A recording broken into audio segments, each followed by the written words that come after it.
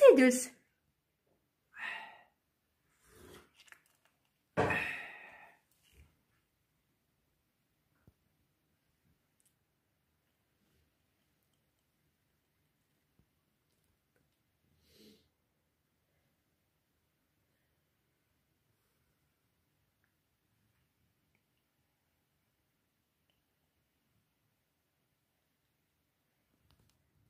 O zaman sileyim buradan size de varsa.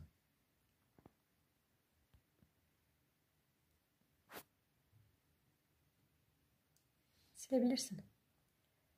Nergis, dışarı mı bakıyorsun sen? Ne yapıyorsun yavrum?